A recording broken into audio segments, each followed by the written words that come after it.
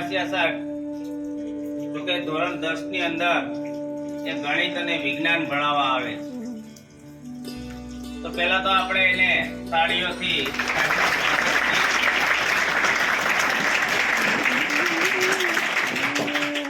પહેલા તો સાહેબ અત્યારે આપણે સ્કૂલે આવે છે અને અહીંયા બાળકોને જે માર્ગદર્શન આપે છે, ચશ્માવાળાને તો પરિચય થઈ ગયો હશે. સાહેબ પાણી પુરવઠામાં ક્લાસ 1 ની ફરજ બજાવેલી છે. ક્લાસ 1 મિત્રો આખો જિલ્લો હેન્ડલ કરવાનો હોય અને નગરપાલિકા વિસાવદર નગરપાલિકાના ચીફ ઓફિસર તરીકે પણ એને ફરજ બજાવી અને આપણી નિવૃત્તિ કાળ જાહેર કર્યો.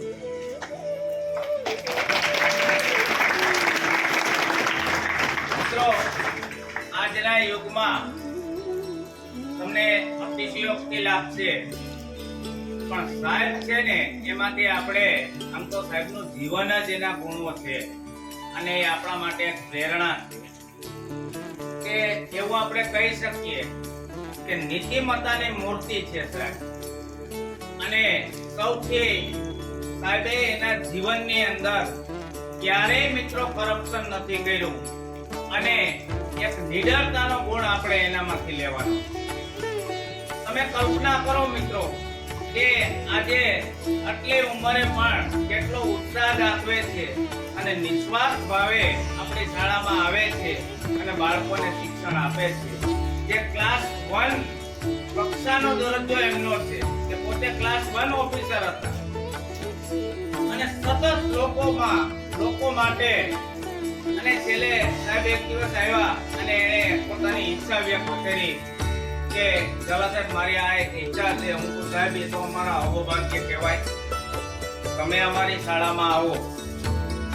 અને આપણી શાળામાં પણ સાહેબે 25,000 રૂપિયાનું દાન પણ આપેલું છે આ બાંધકામ.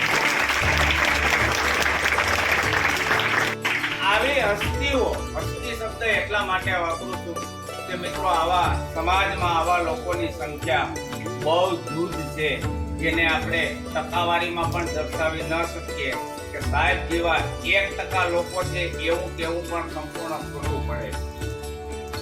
આંગળીના વેદે ગણાય એવા વ્યક્તિઓ આપણને મળે. તો એવા વગાસિયા સાહેબ આપણી વચ્ચે છે. ફરી વખત એનો હું શાળા પરિવાર વતી સાહેબ આપનું હાર્દિક સ્વાગત. મજામાં રહેવું, આખી જિંદગી મજામાં રહેવા હાટુ મહેનત કરતા હોઈએ છીએ. ખૂબ નસીબદાર એવા હોય છે કે જે મજામાં રહી શકે છે. ઈશ્વરે આપણું નિર્માણ મજામાં રહેવા માટે કર્યું છે, રાઈટ? છતાં આપણે રહી શકતા નથી તો જોવું પડે કે આપણામાં ક્યાં ભૂલ રહે છે લાઈફમાં. કોઈ કોઈને દુખી ન કરી શકે, કોઈ કોઈને સુખી ના કરી શકે, રાઈટ? બહુ આધ્યાત્મિકમાં લઈ જાઉં પણ જીવનની અંદર તમને સુખી બધાને થવું છે. સુખી જ હોઈએ છીએ. જો એક ભગવાન બુદ્ધની વાત કરી, ભગવાન બુદ્ધ પાસે છે ને એક વખત એક ભાઈ એક પ્રશ્ન લઈ જાય. એમાં એમ લખ્યું હતું કે હું સુખી થવા ઈચ્છું છું, રાઈટ? સ્લોગન એનો ક્વેશ્ચન રજૂ કર્યો, હું સુખી થવા ઈચ્છું છું. એટલે ભગવાન બુદ્ધે છે ને નીચે લખ્યું ઈગો. બહુ આવે સમજી લેવા, બહુ થતો સમજી લેવા કે રસ્તો બદલાઈ ગયો, રાઈટ? સુખી સુખ જે છે એ સ્વભાવ છે. ઈચ્છું છું એ ડિઝાયર છે, મહત્વાકાંક્ષા. એટલે એને હું ઉપર ચોકડી મારી, ઈચ્છું છું એના ઉપર ચોકડી મારી. એને કે ભગવાન બુદ્ધનો સ્વભાવ હતો કે પહેલા તો એને હસી લીધું, છે સ્માઈલ આપી, જવાબ નહીં આપ્યો પણ એને સ્માઈલમાં થોડું એટલે પેલા જે દસ્તાથી હતો ભગવાનનો સંજોગ પછી ભગવાને આ લખી હતા. તો એમાં એને હું ઉપર ચોકડી મારી, ઈચ્છા ઉપર ચોકડી મારી કે આ બે ની બાદબાકી કરે એટલે હું સુખી જ છું. જો આ વસ્તુ માત્ર ને માત્ર આધ્યાત્મિક ક્ષેત્રમાં લાગુ થાય છે, આપણા લેવલને નહીં, રાઈટ? આપણા માટે સુખી થવું હોય તો આપણી પાસે સ્વપ્ન જોઈએ, ઈચ્છા જોઈએ.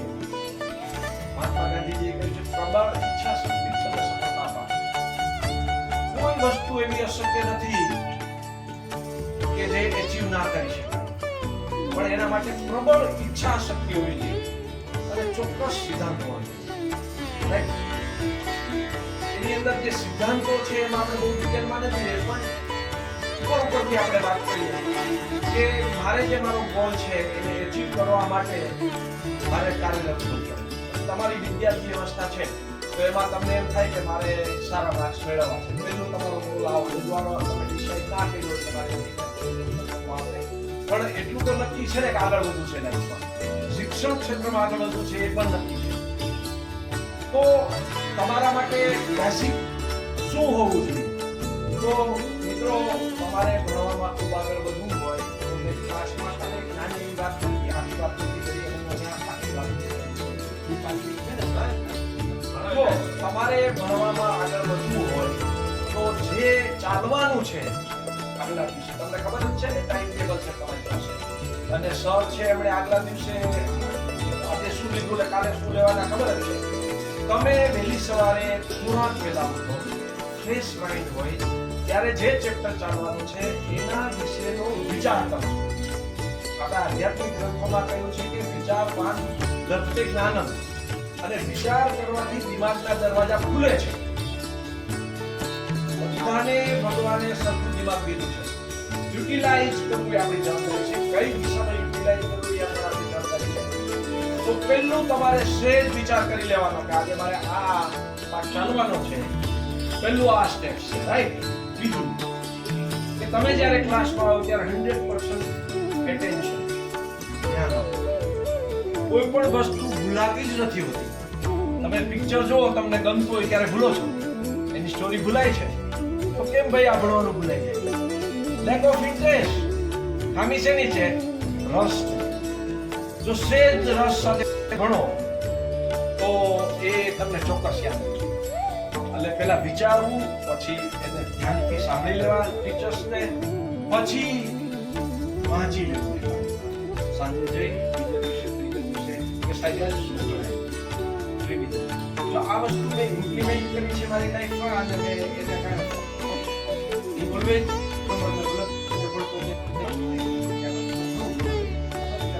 પણ મેં અનુભવ સિદ્ધ વાત કરું છું. મેં વાંચેલી વાત નથી. હવે તમે વાંચી લીધું, સાહેબે ભણાવ્યા ત્યારે 100% તમે હાજર છો, પછી વાંચી લીધું, બસ પર્યાપ્ત છે. પછી જ્યારે ફ્રી હો ત્યારે એને ભાગવડવું. ભાગવડવું સમજો, ડિવિઝન. અને જો વધારે તમારે એક પરફેક્ટ થવું હોય તો એને વિઝ્યુલાઇઝ કરવું. જે વસ્તુ તમારા દિમાગમાં મધ આંખે ચિત્ર આમ રજૂ થઈ નીકળી જાય ને એ કોઈ જિંદગી ના ભૂલાય. તમને ઘણી વાર કોકના શબ્દો છે ને બહુ ખૂંચ્યા હોય એટલે તમે એને એ ભૂલતા શું કામ નથી? કારણ કે તમે એની છાપ અંકિત કરી દીધી. કોઈ દાખલા કે તમારું કામ કર્યું અને ભૂલતા નથી તો કઈ નબળાઈ છે. ઉપમાન યાદ રાખીને દુઃખી થવું નબળાઈ છે, કારણ કે મેં પહેલું સેન્ટેન્સ અને આ વાત મારી નથી. લક્ષ્મણજીએ કહી ભગવાનને વનવાસ છે, ભગવાન પોતે રાજા, સમર્થ શક્તિમાન, બરાબર? તો ભગવાન એટલે એમાં કઈ ઘટે નહીં, એમ સમજો ને. સીતા માતા એટલે એના ઘરે જનક રાજાની દીકરી, એને હું સુખની ખાલી. છતાં ભગવાન જ્યારે વનમાં ગયા ત્યારે ગૃહ રાજાના પ્રદેશમાં ગયા તો ત્યાં ભગવાન આરામથી સૂઈ ગયા હતા, અને લક્ષ્મણજીએ નક્કી કરેલું એની મમ્મીએ કીધું સ્વપ્નમાં પણ ભગવાનને તકલીફ ન પડવાની. રાઈટ? એટલે એને નક્કી કર્યું સૂઈ જાય તો સ્વપ્ન આવે. વિરાસનમાં બેસીને રક્ષણ કરતા એટલે એની પેલીમાં વિરાસન એ આસનની પદ્ધતિ છે, એમાં બેસીને રક્ષણ કરતા રક્ષણ કરીએ સાક્ષી ભાવે ચૂકવા. તો પછી ગૃહ રાજાથી રહેવાનું નહીં. એને કીધું આ ભગવાન રાજા છત્રપતિ રાજા સામ્રાજ્ય આખા વિશ્વમાં એ સમ્રાટના દીકરા અને આ એની દીકરી અને આવા કેટલી પીડા. એને શેષ દુઃખ થયું કઈ માતા કે આને કારણે એનાથી બોલાય ત્યાં કઈ માતાને નહીં હાલ. લક્ષ્મણજી એક વખત તો ના બોલ્યા કરે, બરાબર? જવાબ પણ નહીં આવ્યો, પ્રતિક્રિયા પણ નહીં આપી. સમજુ માણસ છે ને તરત જવાબ લઈને આપણે બોલે છે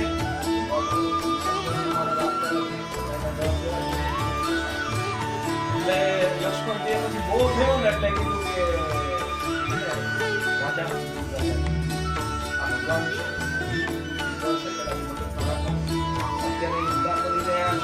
અને બીજી વાત લૌકિક વાત કે કોઈ કોઈને સુખી ન કરી શકે, કોઈ કોઈને દુઃખી ન કરી શકે, એનો સ્વભાવ અને એના કર્મો એટલે એટલા માટે મારાથી બોલાય કે કોઈ કોઈને સુખી ના કરી કે હવે મૂળ વાત ઉપર આપણે પ્રબળ ઈચ્છા શક્તિ હોય એટલે એચિવમેન્ટ બહુ આ મારી પાસે ત્યાં બાજુમાં જ છે નાના હવે પેલા એમના નાના ભાઈની વાત કરી. એમનો નાનો ભાઈ ચોથા ધોરણમાં ભણે છે, પાર્થ એમનું નામ છે. એટલે વેકેશનમાં ત્યાં આવ્યો એટલે એકદમ ચંચળ સ્વભાવ, એકદમ બોલતા થાકેલી. આ એનાથી ઇન્ટ્રોવર્ટ, એટલે આ ઇન્ટ્રોવર્ટ છે, પેલો એક્સ્ટ્રોવર્ટ છે, પેલો બહિર્મુખી છે, આંતરમુખી છે. આ ઓછું બોલશે, પૂછીએ ન જવાબ દે. પણ એની વાત એટલા માટે કરું છું, એ એટલો બધો ટેલેન્ટેડ છોકરો છે, નાનો છે. આ એનાથી ચડિયાતો છે પણ આ દેખાતો નથી. હવે એ છોકરાને બાજુમાં આવા રેલવે સ્ટેશનની સામે રહીએ છે એટલે હું રેલવે સ્ટેશને વોકિંગમાં થતો હતો, હાલ મારી આવે આવું. એટલે અમે ત્યાં ગયા એટલે સત્યા 9 ડબ્બા એમને પડ્યા હતા પહેલી. એટલે એ નીચે ઉતરીને એનું નિરીક્ષણ કરતો હતો. આમાં શું જુએ છે? અને કે સાહેબ આની બ્રેકિંગ સિસ્ટમ જોઉં છું.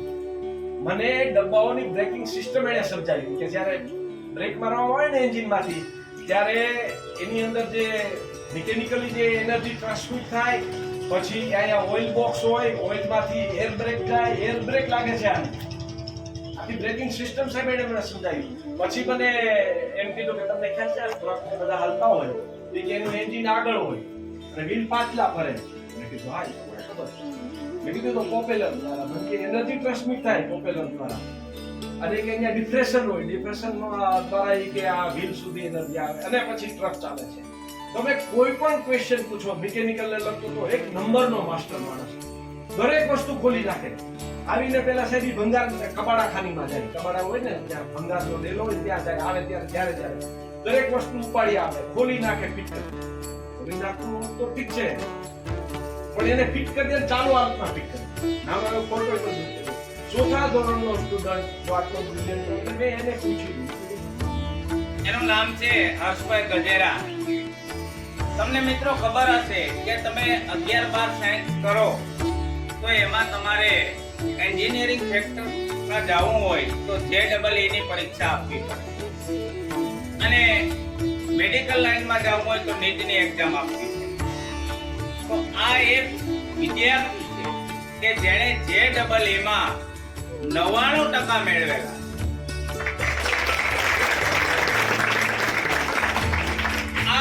હર્ષભાઈને એટલા માટે અહીંયા બોલાવ્યા છે કે ખાસ કરીને ધોરણ 10 અને 12 આ વર્ષે આપણે બોર્ડને ફેસ કરવાનો. 12મા વાળા બાળકો છે એને તો એક વખત એને બોર્ડની એક્ઝામ પાસ કરેલી છે એટલે એ પરિચિત. જ્યારે 10મા વાળા બાળકો છે એ 1 થી 9 ધોરણ જે સ્થાનિક કક્ષાએ પરીક્ષા લેવાય, એટલે આપણે ગુજરાતીમાં કહેવત છે ઘરના ભૂવા અને ઘરના ડાકલા, એટલે કઈ ઘટે નહીં. બરાબર? પણ હવે તમે પ્યારકા હાથમાં જવાના છે. પ્યારકા હાથમાં જાવ ને ખબર પડે. એટલે 10મા વાળા બોર્ડની એક્ઝામ આપવા જવાના છે. અહીં તો સાહેબ પેપર જોઈ એટલે મનમાં એવું રાખે કે આનું વર્ષ નથી બગાડવું, પાસ કરવું. નહીં જોઈ પણ આખા પેપરમાં એ જ ગોતશે કે તમે ક્યાં ભૂલ થઈ, ક્યાં ખોટું લઈ. એના માટે એક પ્રેરણા મળી રહી છે. 10 અને 12 આમ તો જો કે વિદ્યાર્થી 9 અને 11 પણ એટલું જ ઇમ્પોર્ટન્ટ, કારણ કે પ્રી વર્ક છે બોર્ડ. એના માટે પણ પ્રેરણા મળી રહે એ ઉદ્દેશ્યથી આપણે આ વિદ્યાર્થીને 99% આવ્યા તો એની પાસે કઈક માનસિક સિસ્ટમ હશે, કઈ રીતના વાંચવું, કઈ રીતના મહેનત કરવી, શાળામાં કઈ રીતના ધ્યાન આપવું, આવી જે બાબતો છે એ આપણને જાણવા મળશે અને એ તમને પુસ્તક એક ડોઝ મળશે. અને તમારું જે પરિણામ છે એમાં આપણે સુધારો કરીશું. તે હર્ષભાઈનું પણ આપણે તાળીઓથી સ્વાગત કરીએ.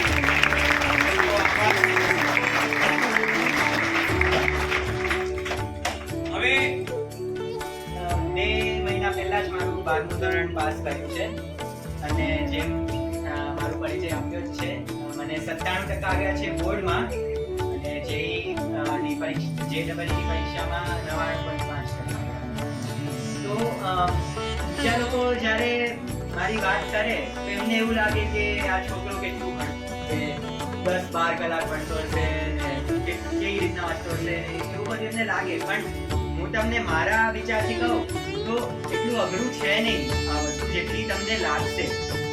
તમે એકવાર ભણવાનું ચાલુ કરો ને તો તમને ખબર પડશે. તમે 10મામાં હશો કે 9મામાં હશો, તમે જોશો કે 12મામાં આટલી અઘરી પરીક્ષા આવે છે, તો એવી ખોટી ચિંતા નહીં કરવાની. મેઇન વસ્તુ આમાં એવું છે કે તમે જ્યારે જે કરતા હો ને એના ઉપર ધ્યાન આપવાનું. હું તમને કહું ને તો હું દિવસમાં 5 કે 6 કલાક વાંચતો હતો અને મારા મમ્મી પપ્પાને તો એવું થતું કે આ કેમ આટલું ઓછું વાંચે. પણ વાત એ નથી કે તમે કેટલી વાર વાંચો છો, વાત એ છે તમે કેટલું ધ્યાન આપો છો. તમે અહીંયા ક્લાસમાં બી ભણવા આવતા હો ત્યારે સૌથી મુખ્ય વસ્તુ એ છે કે તમે ધ્યાન આપો. જે બી કરાવે છે ને એમાં જ ધ્યાન આપો. બીજું તમારે મન બીજું જાય કે વિચાર આવે બીજા, તો એ સૌથી મોટો તમારે પ્રોબ્લેમ થાય.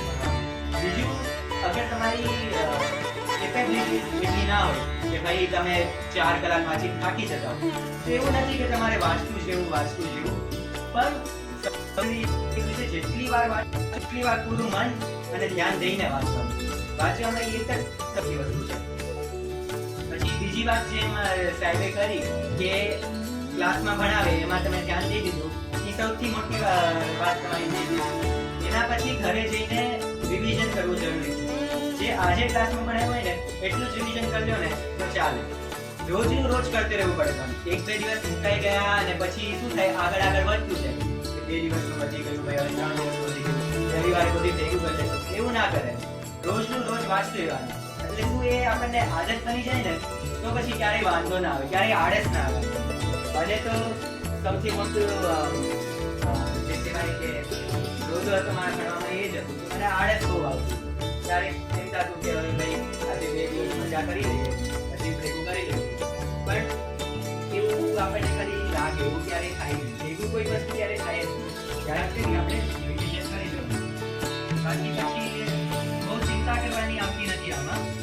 ઘણા લોકોને બહુ ચિંતા થતી હોય. મારા મિત્રોમાં જ કેટલા લોકો ચિંતા કરી બીમાર થઈ જાય. પણ એટલી ચિંતા કરવા થતી નથી. જેમ કે તમે અત્યાર સુધી વાંચી 8 સ્ટુડન્ટ કરી તો તમને આદત તો છે જ ભણવાની. કઈ રીતના ભણવાનું તમને ખબર જ છે.